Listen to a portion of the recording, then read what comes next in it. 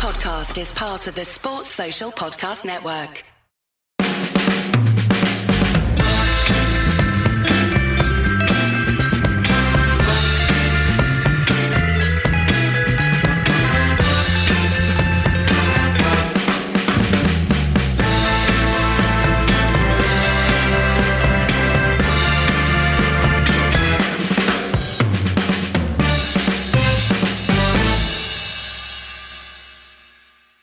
A long time since we've done one of these. International break always feels like it's weeks on end, even though it's really not that long. And I guess we have to start by something which at the time was really rather exciting. So we've got to reconjure up that excitement of 2 weeks ago when a young Croatian, Belgian, Kosovan, Serbian, Turkish, English national erupted onto the world football stage. He's a proud Englishman, isn't he? So the briefings go, which is interesting since he's been in the country about 2 years. So, 2 weeks ago, United at Sunderland, not the greatest performance. And I should say first, I am across the Atlantic. I decided to take an international break of my own. It is the city that never sleeps, and it's the city full of trucks. Yeah, absolutely. So, you say it wasn't a great performance, and it certainly wasn't in the first half, although actually there were 20 minutes at the beginning of the second half where it looked like actual Manchester United were playing again. Long forgotten, but nice to see. It is that old cliche, because United were terrible in the first half and much better after the break, much better. It was just the inability of United to keep the ball or create any real chances in the first half that looks like the United of much of this season, didn't it? But after the break, completely different, although it did take a couple of very special moments to win that game. It did, and I have been very excited about Adnan since the Community Shield. I mean, we all knew he obviously won the Best Under-21s player last season, but it's been a while since one of those has come through and been ready for the first team, so the excitement really built at the beginning of this season, seeing him play against senior pros and looking completely unafraid and looking as if his apparent physical stature actually does not affect his ability to play with players 3 times his size, because he's so incredibly well balanced. Well, yeah, that's it. I mean, I think I said earlier on the podcast earlier in the season he wasn't quite ready. Clearly I was wrong. It's impossible to get the ball off him. His close control is so good, and his balance is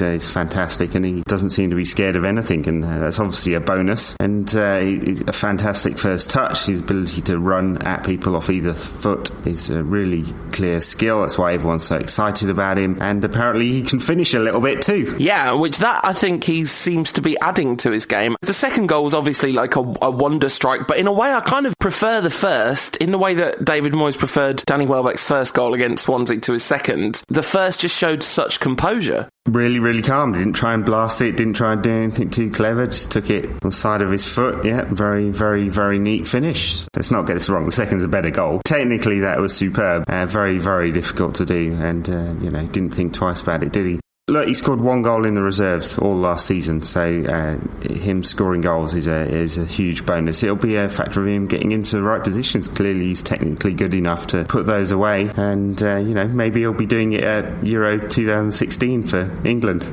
or something. Or Kosovo, or Belgium, or... Yeah, it's an interesting one, this one. I mean, it seems, just from the behind-the-scenes noise, that he would like to play for Kosovo, which of course is never going to happen, because while they're not recognised by the UN...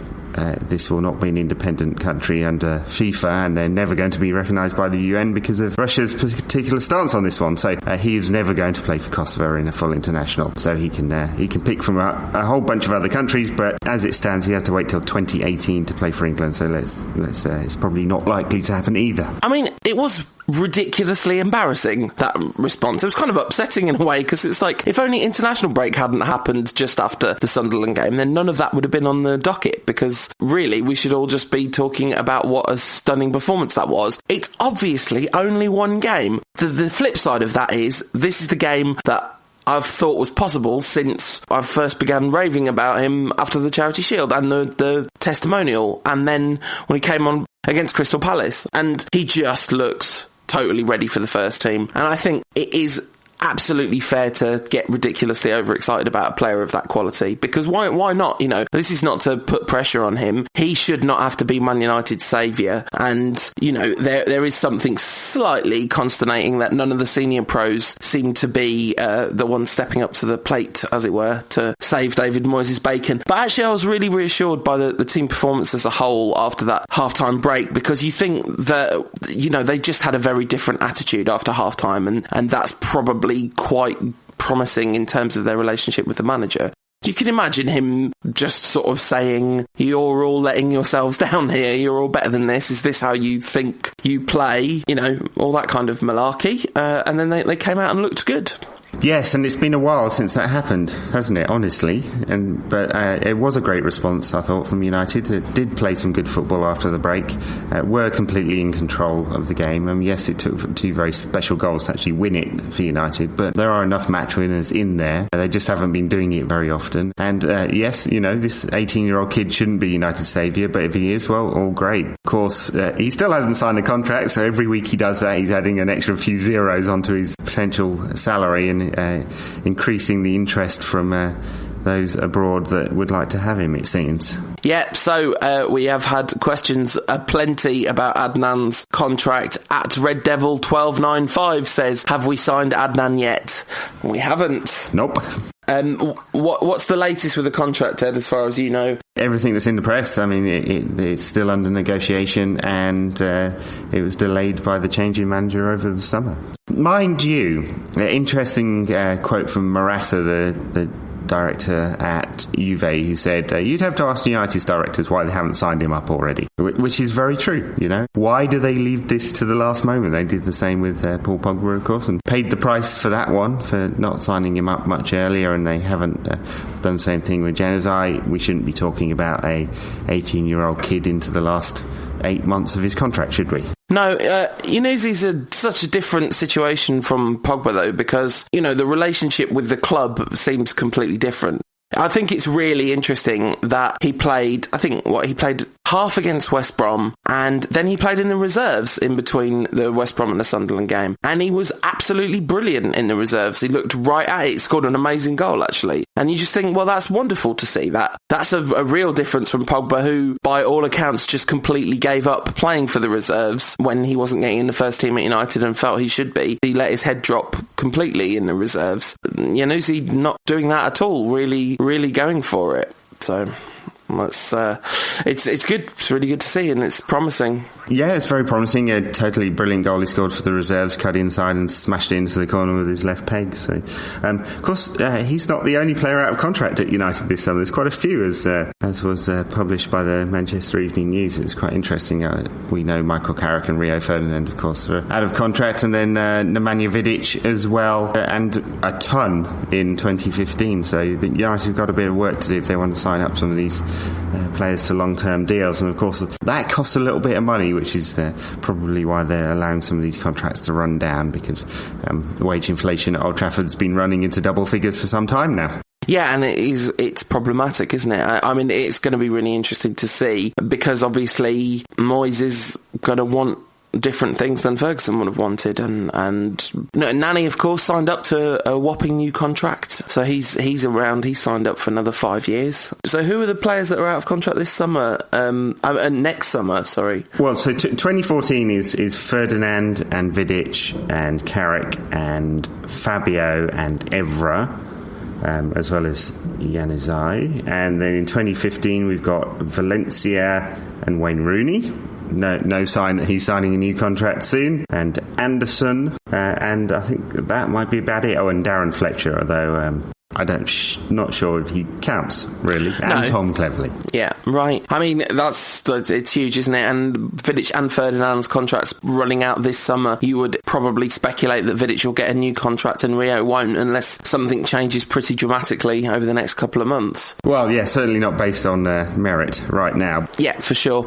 the contract situation means that United's short-term future is in pretty substantial flux. And, there were further worrying signs in the first half of that Sunderland game. And then, actually, Moyes kind of handed away momentum when we'd got to 2-1 up. He took off, I can't remember the exact substitution, but it very much took the wind out of United's sails in order to try and shore things up, which, it might have been the right thing to do. Certainly a lot of people were saying, how'd you take off Januzaj when he's... I'm going for a bunch of different pronunciations of Januzaj just to hit the right one by keeping on trying. But he took Januzaj off and everyone was going, he should have let him stay on and try and get his hat-trick. But, young players, you really do have to look after their physical development. And it's that sports science argument, isn't it, that says, actually, you should be taking them off after about 65 minutes, whatever the conditions of the match are for their sort of long-term well-being. So I think that's a reasonable substitution.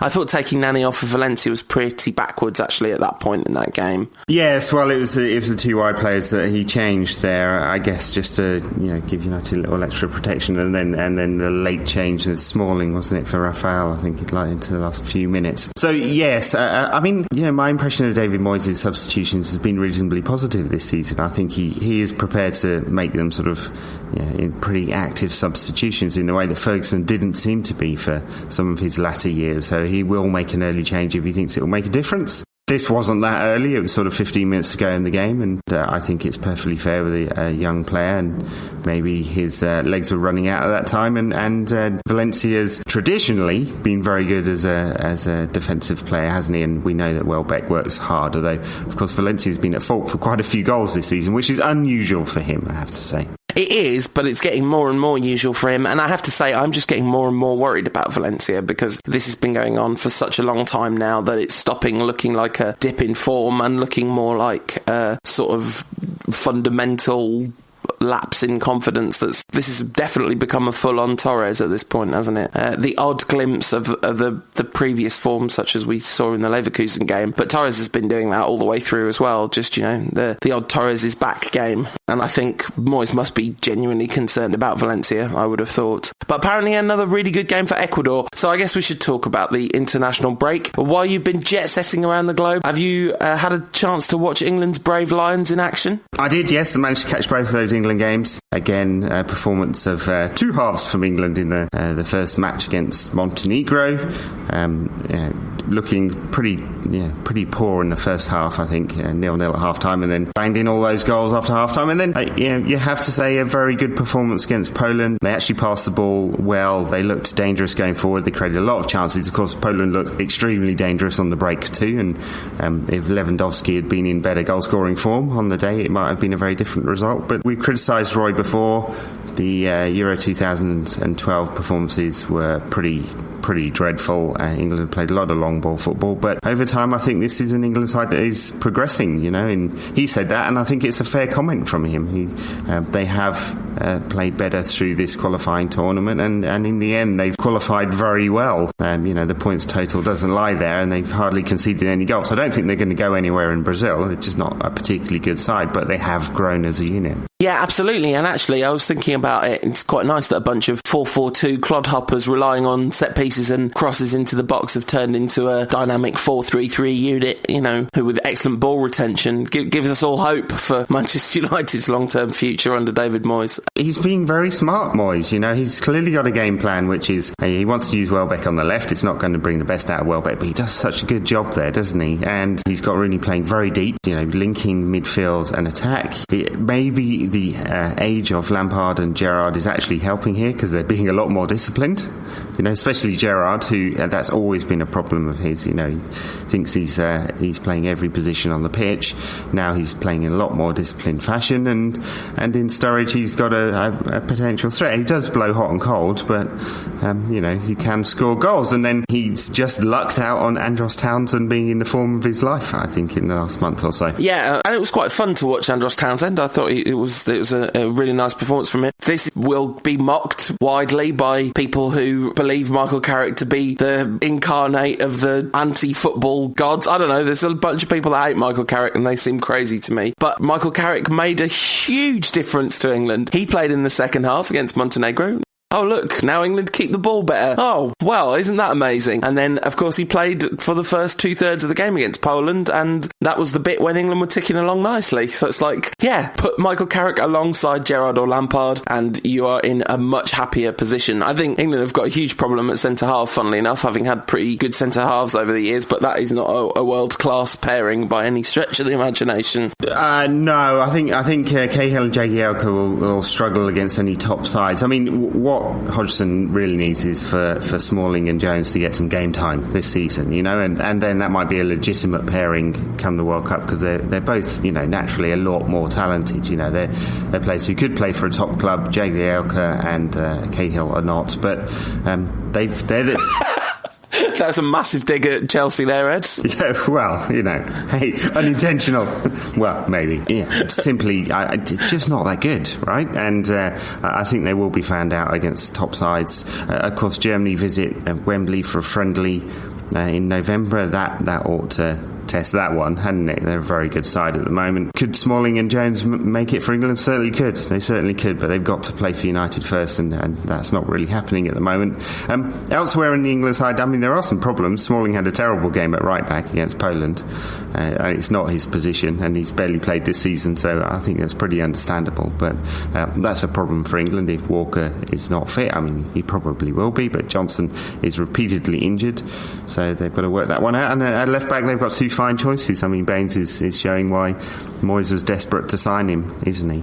Yeah, and Manchester United's Leighton Baines had another good game in an England shirt. It's just a matter of time, that one. He's coming. I don't think he'll come in January. I think he'll come in the summer. But you can see why Moyes wants him, because he just loves the cross, doesn't he? And that's Leighton Baines is really good at crossing, and David Moyes is a devout worshipper at the altar of crossing. So that's clearly what it's about, isn't it? Very, very nice play on words there. So there are plenty of other United players in international action. Quite a few will be going to the World Cup. I mean, there could be as many as 6 United players going with the England squad. In fact, I think Carrick and Rooney and Welbeck and Smalling and Jones will definitely go, and potentially Cleverley too. Hernandez was saved by USA, who scored twice in the last 2 minutes. Fantastic piece of commentary from the Mexican commentator. I don't know whether you've had a chance to see this on the internet, no. But praising America. God bless America, he says. Traditional rivals, but the Yanks saved Mexico's bacon there. Panama knocked out, and Mexico now have a playoff to face. Elsewhere, as you mentioned, Antonio Valencia will be going to the World Cup with Ecuador. Fine performance from them, from not necessarily one of South America's superpowers. There is France into the playoffs, so Patrice Evra may go to another World Cup. You know, him and World Cups is a long story, isn't it? Yeah, it certainly is. Yeah, a little bit difficult. Robin van Persie broke the Dutch national scoring record in helping Holland qualify for the World Cup. And Nani scored for Portugal. Very important goal for Portugal, and Portugal into the playoffs too. Little word about Robin. Ran over to hug Patrick Kluivert, rubbing it in just a little bit there, Robin. But no, Kluivert looked happy enough. And interesting to see that as soon as he goes back to Holland, playing in a 4-3-2-1, Robin is loving it and starts banging goals in again. So hopefully this will trigger a return to form and touch, and he'll start a goal explosion for United again. In a way, it's kind of a promising sign, but I can't deny that part of me is just slightly worried to see that Robin goes away and scores a ton of goals, and if he doesn't come back and start scoring, then I'm definitely going to be concerned that this is actually a systematic problem or something in the relationship with the coach or something, you know, because he just hasn't looked himself at United for a bit. He hasn't, but I'm not sure if we know all the backstory there. I wonder whether he's not been completely fit either, but who knows. There are a couple of other international things of note. Fellaini did not play for Belgium because he was suspended. Surprise, surprise. It's a regular occurrence with him, and Belgium drew 1-1 with Wales. That's not a reflection of how good Belgium are. They're a much better side than that, and I think they're going to be dark horses in Brazil. They're certainly not going to win it, but... You can't say that, Ed. I have had no less than 3 conversations with people that don't know that much about football saying that Belgium are dark horses for the World Cup. It is the most... They're not dark horses. They're good. Like they're just good. One of the best... Yeah, they're just one of the best teams in the world. Fair enough. Good correction there. Yes, they are actually just a good side. So Japan lost lost 1-0 to Belarus. They are qualified for the World Cup, but Shinji Kagawa complained afterwards that his lack of game time for his club is affecting his fitness and his performances for Japan. Worrying if he suddenly realised that he really does need some game time. Not good at all. And where else are we? There was a 12-year-old boy playing for Wales who won his granddad £150,000 now. I think he was 16, a Liverpool reserve. He was 16. He came on for Wales to keep him out of England's clutches, apparently. And very nice that his granddad had made a bet when he was 1 and bought himself an early retirement. Yeah, that's good, that, isn't it? I was thinking about that bet. So he was 3 years old at the time. He bet 50 quid at 2,500 to 1 for him. And I was thinking about those odds, and it's obviously not the case that 1 in 2,501 Welsh children plays for the Welsh national side. But actually, if you start narrowing it down, and like if there's a lot of football in the family, and if he knows he's going to be local to a club that could grow him, I think maybe that's actually not a terrible bet at 2,500 to 1. But 50 quid seems like a pretty high amount to stake on that. But then obviously, yeah, if it comes in, that's great. And the fact that it's come in when he's 16, I bet he could have got really, really good odds in saying he's going to play for Wales before he turns 18. That would have been ridiculous. Talking of young international players and Manchester United players in action, the England under-21s destroyed Lithuania and also sort of slightly tried to destroy each other, as everyone's favourite tearaway ex-Red, Ravel Morrison, continued his club form, and I think he's going to go to the World Cup. That's what I think's going to happen, as long as he doesn't explode between now and then. But he got into a scrap with our very own current Red, although I'm pretty sure Ravel's had more minutes in the first team, right, than Wilf. Quite, yeah. Yes, brilliant fighting between Ravel Morrison and Wilfred Zaha. Apparently they've kissed and made up now. Good. Everyone's like having a go at Ravel, and I kind of felt a bit like he's the kid in school that normally gets into trouble, so when someone else starts on him, he's the one that ends up in trouble. But it kind of looked like Wilf came, gave him loads of like lip, and so Ravel kind of shoved him off, caught him in the face, and Wilf absolutely flipped out like a ninja and went for Ravel. Handbags, wasn't it? So it's interesting that the word from the dressing room afterwards was that the frustration was that Morrison just doesn't release the ball early enough, which of course is true. He doesn't, he's so good on the ball that he does like to keep it a little bit longer. Although that is a criticism that you can level at Wilfred Zaha too, very much. You can level that one at him. But when you can dance around 4 players and score a goal like he did against Tottenham, then that's all right, isn't it? And I think you're right. I think that's why he may well go to the World Cup. You wouldn't pick him right now, but if he continues in this vein of form, he's the kind of talented player that England don't have very many of, and why wouldn't you as a wild card? Well, I mean, there is a bunch of good reasons why you might not, because of potential problems in look, what trouble is there, So it's Rio, there's a bunch of favelas, plenty of weapons, a bit of a drug problem, and a bunch of beaches with naked women on it. What trouble could Morrison get into? I mean, I remain delighted to see him carry on his career, and I'm afraid Ravel Watch is definitely going to be a regular feature on this show when he does interesting, noteworthy things. Lots of talk about whether we've got a buy-back clause on him. I think that the answer to that is no, isn't it? That seems to be the gist, although Sam Allardyce doesn't seem to know that, which is a bit... There was a slightly odd conversation, press conference from Allardyce, where he said yes, he didn't know. I mean, maybe he really isn't involved in the contract situation at all, but it seems that Morrison does have a buyout clause, but not a buyback clause, but it is at 19 million, and I think there's probably enough history there to suggest that United will not be trying to approach him anytime soon, even if Allardyce made that suggestion. I don't think so. No, absolutely. So the international break is over. Rejoice! No more talking about our favourite players playing for teams other than the team we like to see them play for. I'm glad that England have got to the World Cup. Very glad. As has been said many times on the podcast, not a massively patriotic person, but nice to be in a country whose team's in the World Cup, and also just brilliant because Danny Welbeck's going to Rio. He's going to teach those Brazilians samba football. It's happening. He was slated by a lot of England fans after the game against Poland because he missed a couple of chances, and he definitely should have finished better. But there was a reason why Welbeck stayed on when he took off Sturridge, who was probably more of a goal threat, and it was because Welbeck was putting in an absolute mega shift all around the park, no? Yeah, which is what he does. He's you can see why many managers do like him. I mean, not only is he technically very gifted, so he's comfortable on the ball and in possession, but he's very disciplined tactically as well, and that's why he's picked out on that left-hand side. And he can cause trouble. He's not going to beat a man on the outside to put a cross in, of course, but that's not really the job he's been asked to do. And his finishing is not the hottest in town, is it? Which is a real shame, because if he could only add that to his game, then he would be a genuine forward of real class. But he's a bit short of that because he can't score goals. Well, he can sometimes. His finishing is occasionally absolutely excellent, so it's definitely in him. It's just not in him all the time. Yes, very, very occasionally absolutely excellent. So anyway, shall we move on from the international break? We have Southampton at the weekend and at Old Trafford, but this is going to be a tough game because Southampton have won 4 on the bounce. They went to Anfield and won.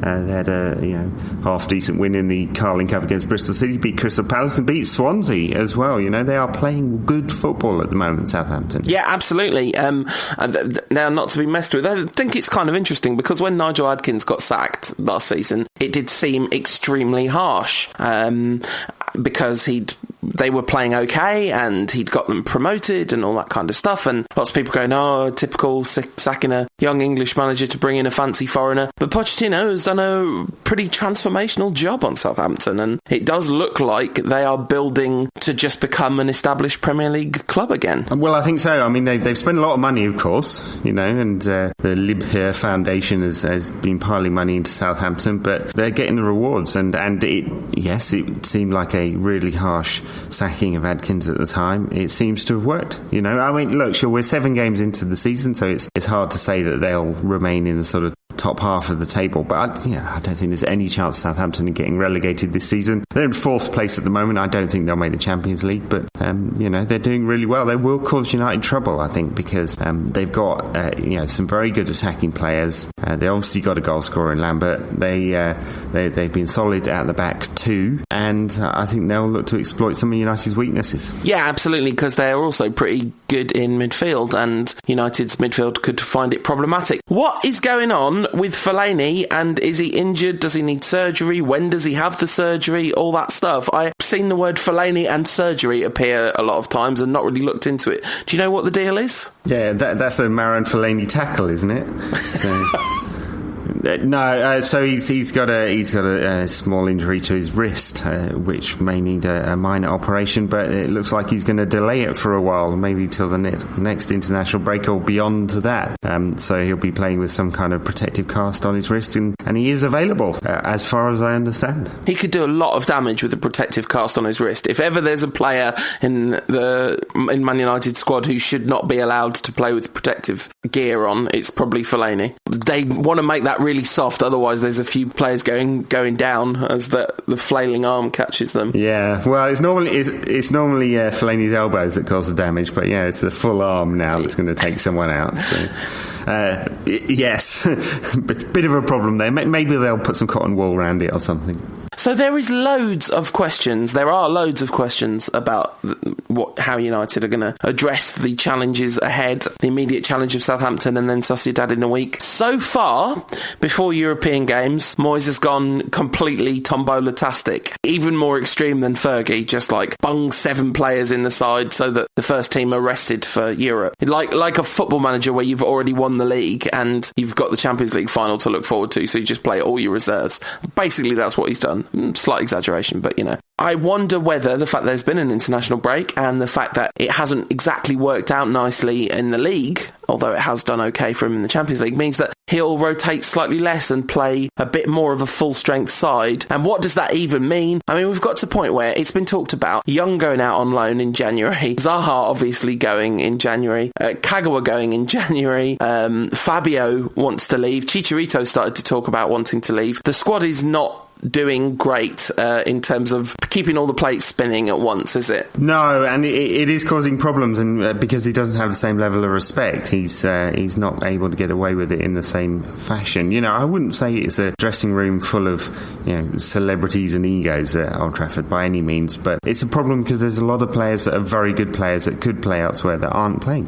and it's just a fact. So all those players you mentioned, it's troubling for them, except for Young, who's just not in the team because he's just not very good, and not very good. Did I say that? He's not very good. Jay on the blog wrote a piece praising him. Yeah, but it's a broad church on rant. Will allow many opinions, even crazy ones like that. I've happened to listen to an old episode of the Rantcast during the international break, and on it you say Ashley Young he has got some good qualities and could become a useful member of United's squad. I've got that. You recorded that. When was that? 1987. About a year ago. Rantcast 1. Yeah. Yeah. So, back to the point you were making about rotation, which is exactly the point that Donetsk manager Mircea Lucescu made, wasn't it? Before United went out there, he said that Moyes was still learning his squad and therefore rotated too much. And it was picked up as a major criticism, but it was quite pointed, wasn't it? He has made a lot of changes. Unfortunately, one of those changes that appears to be quite frequent is Butner at left back, and that causes all kinds of problems. I mean, Southampton are surely too good to rest everyone. The trouble for Moyes, of course, is yes, the European game during the week, and a whole bunch of players, have done an awful lot of travelling because almost everybody's been in some kind of international action. Yeah, absolutely. I think if Raphael's fit, he's pretty nailed on to play. He didn't play, did he, in the break? Obviously, De Gea will play. There's no doubt about that. I have reached a point where I just have no idea what he's going to do with central defence. He's got so many options. He's completely obsessed with Vidic and Ferdinand, although maybe Rio's played himself out of that little story for the time being. So I don't think it's likely that we're going to see Evans and Jones or Smalling and Evans or, any of those combinations. He's also doing the thing of playing Smalling and Jones at right back in order to get them game time, which seems just so counterproductive and odd. But anyway, I get why it happens. Fergie did it a lot. It's just it is a proper selection dilemma, isn't it, centre half? Well, it is. What it is not so much a dilemma. I think it's a phased introduction of Smalling and Jones, and I guess Evans is in the mix, isn't he? I mean, in fact, he's first reserve really. Into those spaces that Vidic and Ferdinand have had for so long. I mean, it has to be, right? Vidic is out of contract. He's much slower than he used to be. There's doubts about whether he has a long-term future at the club. Rio Ferdinand is going to retire or be retired next summer. Almost certainly. So these guys have to play. Otherwise, what is the point? If you buy young players and just never play them, they'll never develop. Moyes is struggling with this one because he's not quite got the balance right of phasing these players into the positions. I'm sure he will. He'll get there in the end, and I couldn't tell you who would play in a match against Sociedad next week. It's an important game, of course. United win, they're almost qualified, which is a massive, massive bonus for Moyes. I think the game against Southampton is really vitally important too, isn't it? Because we're really struggling still. We came from behind to beat Sunderland, which is not something you should even have to say, and we didn't even mention the defending for the Sunderland goal, which was just beyond ludicrous. Sunderland could definitely have nicked an equaliser late on in that game too. They had a couple of really kind of decent half chances, which it wouldn't have been totally ridiculous to suspect that they did it. So we really, really need a good performance in the league, and we vitally need a good result, because he can't keep dropping points in the run-up to Christmas and hope he's going to get it all right in the second half of the season, because at some point the teams around us will go on runs as well, and we're 9th, right? So there's a lot of work to be done. So that Southampton game is crucial. Yeah, and it's the points difference as well. I mean, 6 points to the top right now. You wouldn't want that to be 9, would you? Okay, so it's so early in the season, but that's not good. It's a big gap, and it puts United and Moyes under a ton of pressure. Because I think people overreact. People start saying that United might struggle for a Champions League place. I don't think we're anywhere near thinking about that just yet. This is a squad that won the league by some distance. They're definitely good enough to make it into the Champions League. In my pre-season prediction, I said United would come 3rd. I think that's probably still a fair prediction. For many, many reasons, of course. The change in manager and backroom staff, and the lack of investment on the playing side don't really make United favourites for this Premier League title. That's how they played today. So, as you say, Southampton at home, very, very important. Really big game, as they all are. But, falling 9 points behind would be an awful lot of pressure on United at this stage. Yeah, absolutely. Rooney will probably play again. He did well for England in both of those games. Not brilliant in the first half against Montenegro, but, he scored and his headband fell off and he scored a header. So he's pleased about that. He said that helped him, although it was a free header from 6 yards out. So helped him direct it or something like that. Yeah. He couldn't exactly miss, could he? Interesting, we've been pretty critical of Rooney, and fair enough, because he's twice tried to get out of the club. He will probably end his career being the greatest goal scorer in England's history, and Manchester United's top goal scorer ever too. It's just so wrong. It's just wrong. Like knocking off Bobby Charlton, a man of some level of sporting integrity and genuine historical link to Manchester United. It's going to be blinking Wayne Rooney that has some kid. Well, one day Adnan will knock him off that score sheet and it'll all be fine for both club and country. But yeah, that does look pretty likely to happen. I mean, I would just love it if Rooney left in January now, I know it's ridiculous, it's stupid, it's self-defeating, because United are better served in terms of the performances on the pitch by him being around. But if Rooney leaves, all of a sudden there are so many less dilemmas, there's so much that's made to work. You've got automatic I just every time I think of like my ideal United 11, he's never in it, and that's ridiculous, because he's as you say, he's the best player at the club. But he came out with these, we haven't even talked about this. I'm sorry about this, listeners. If you're Rooney lovers, just skip ahead 5 minutes, because this will only make your blood boil as you feel I underappreciate his value to United. The comments that he came out with, where he says, "Oh yeah, I was unhappy because I was asked to play in midfield, and so I left. I wanted to leave because I was being played out of position, and my form dipped a bit because I was playing out of position." It's like, you stopped trying because you were asked to play out of a position a few times. You tweeted, "Loving my new midfield role, always involved," in October last year. It hardly ever happened, and you're a professional footballer, and I get that he's been frustrated over the years by being used out of position, and I actually think that's a perfectly reasonable complaint. To say, "Oh, we got to buy better players," and then we buy a better player and he throws all his toys out of the pram, it was pathetic. Quite. It really was pathetic, and I think you can separate these two arguments, right? You can say on the playing side, United are better with Rooney there, right? Because he still does offer an awful lot for United, and he's playing pretty well this season, pretty well. I think there's a few levels up he could go to. Off the pitch, his behaviour's just disgraceful. That whole piece in the week about not wanting to play in midfield anymore. I made it about half a dozen times he played in midfield. I mean, this is from my own personal recollection. I haven't gone and actually checked that one out, but I think it was around about half a dozen times that he played in one or other midfield positions, either in central or wide.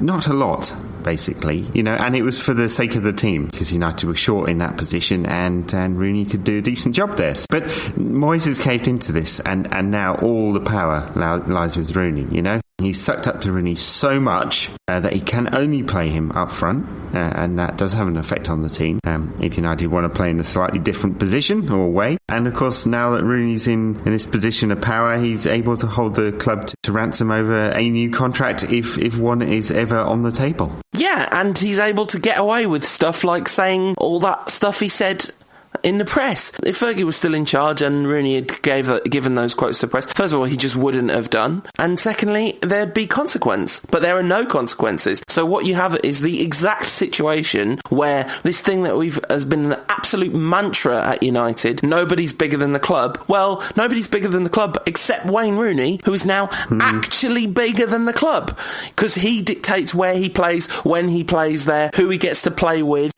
all that stuff. It's absolutely unacceptable, and it's the John Terryification of Old Trafford. There you go, captain, leader, legend.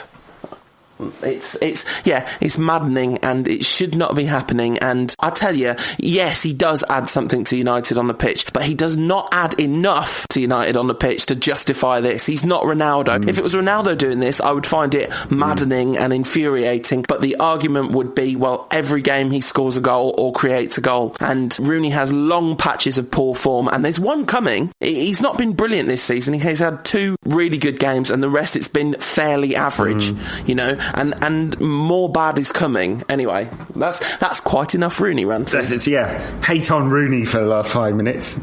Fair enough, he deserves it sometimes. Anyway, shall we move on, because we are coming towards the end of the show, and we've got to talk about United against Real Sociedad in the Champions League. Could be an interesting game.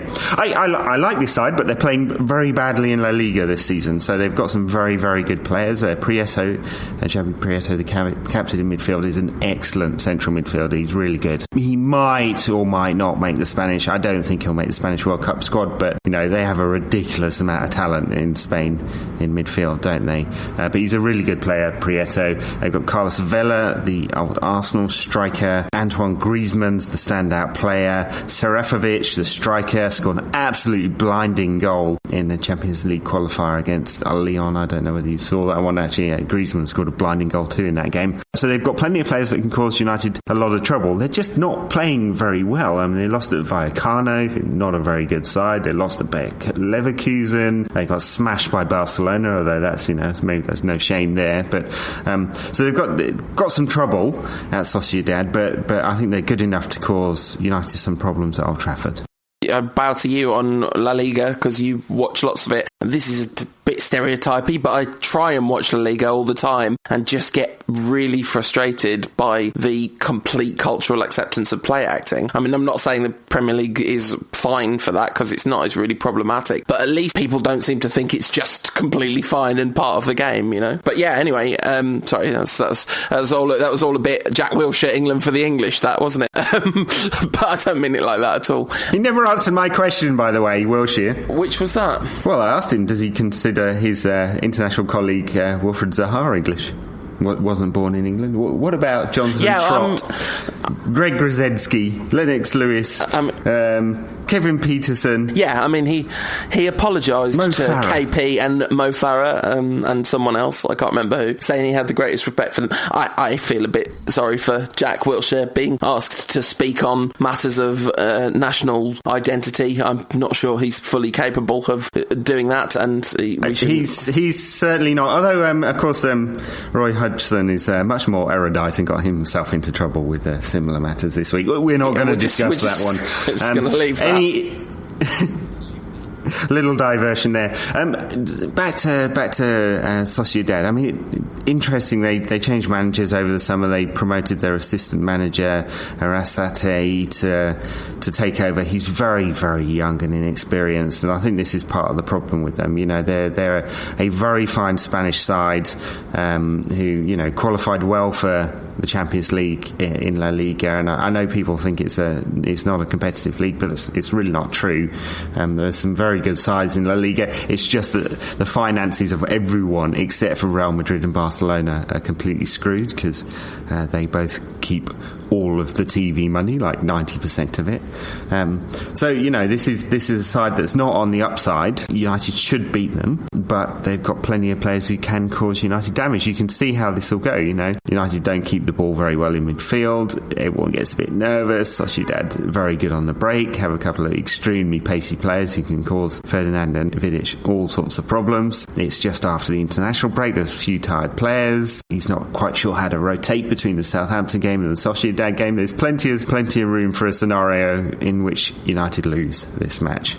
It's funny the extent to which my confidence in Manchester United has been completely destroyed. It's a good job I'm not a professional footballer, because I'd be hopeless at that, maintaining confidence under pressure, because I just Southampton, they're quite good, aren't they? And Sociedad, well, not playing very well, but they're probably going to do a good job against us in midfield. And just every game on the horizon, Sunderland away looked like a massive banana skin. This is getting ridiculous. We have definitely lost our aura. Hopefully it'll all just be fine. Can we just get in a couple of very quick Twitter questions before we make predictions, Ed? Okay, go for it. Yeah. Okay, right. I like this one. This is from @JackHawkins23, who says, if you could have one player from the 90s, brackets, not Cantona, fair enough, to be playing for United now, who would it be? I want to add to that a caveat, Ed, not Roy Keane either, because it's so blatantly obvious that he's the right answer to that question. But why? Well, can I have Brian Robson, or are you going to just strip out all the good players? No, you can have Brian Robson. All right, fair enough. I should have taken out Brian Robson as well, because, yeah, we clearly need Roy Keane and or Brian Robson the most. I think just a wild card, though, that's not one that's completely obvious, because I also think 90s Paul Scholes would definitely be on my list too. In fact, you know what, Ed? I'm going to change the question. So not Eric Cantona and not any midfielders. Who would you have from 90s United? Gary Birtles, no. He wasn't even in the 90s. No, he wasn't. And not very good either. At this point, I don't know, I was trying to think of one of the forwards. I think I might just have Ollie, but that's just because I really, really like him. But then I would just end up getting frustrated because Moyes would never play him, right? So, the players you'd want from United in the 90s are all midfielders. And you've not allowed me to have any midfielders.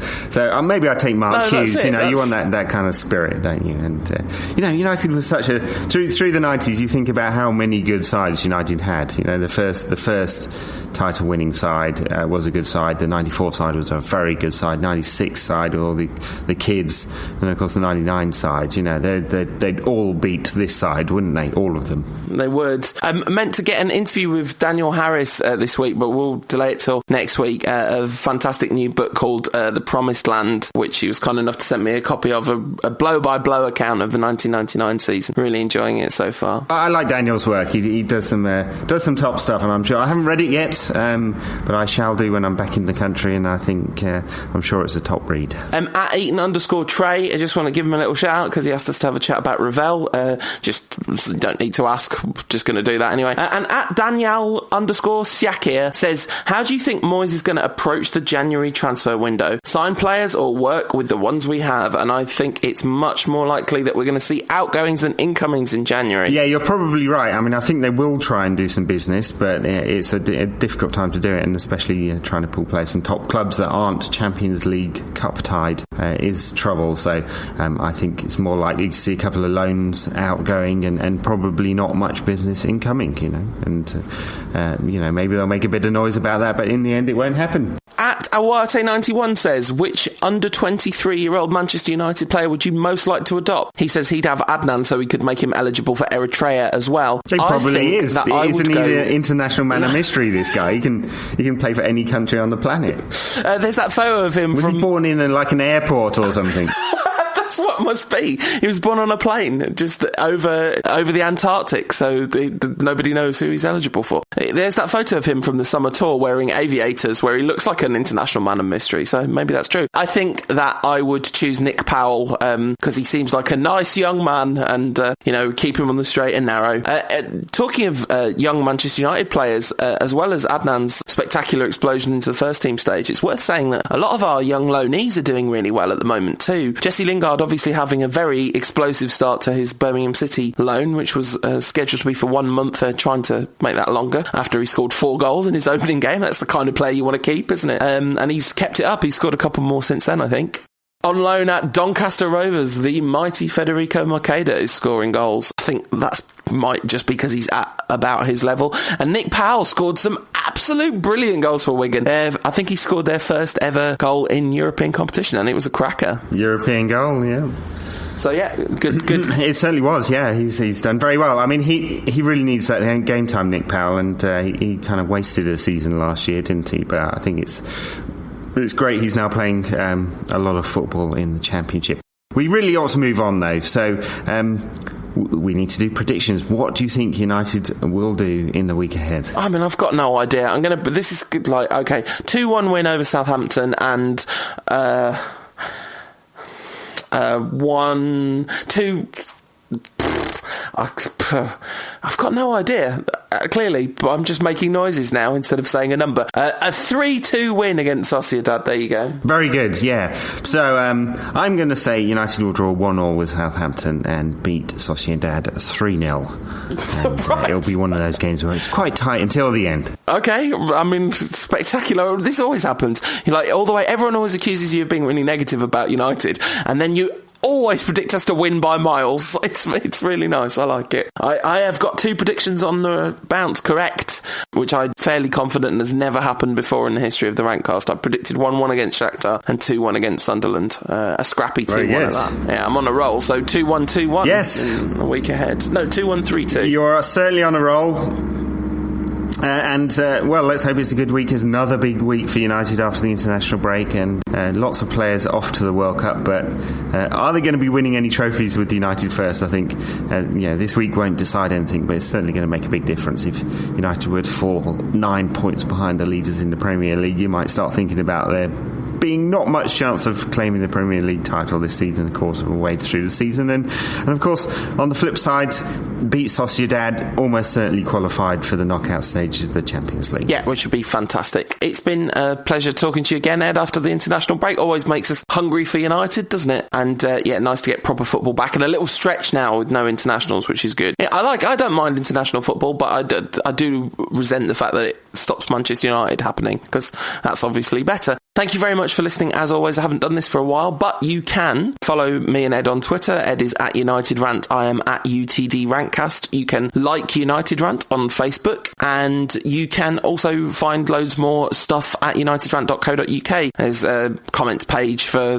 the Rantcast, and also loads of articles from lots of different writers, which is always nice to see. If you like the show, it's incredibly helpful to us if you leave a review on iTunes, because the way that iTunes metrics work, you can whiz up the charts. So if 10 people were to write a review between now and this week, that would be completely awesome. So thank you for that. UnitedRant.co.uk/donate exists if you want to help out with equipment and bandwidth and all that sort of thing. Not us living a lavish jet-setting lifestyle, because only one of us does that. Yes, and as you may be able to hear, the trucks have arrived. I'm not sure they're here to cart me away somewhere, but New York has woken up, and it is making noise.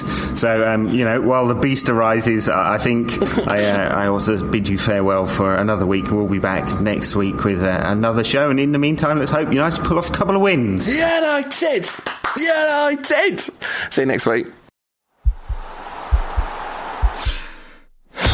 This podcast is part of the Sports Social Podcast Network.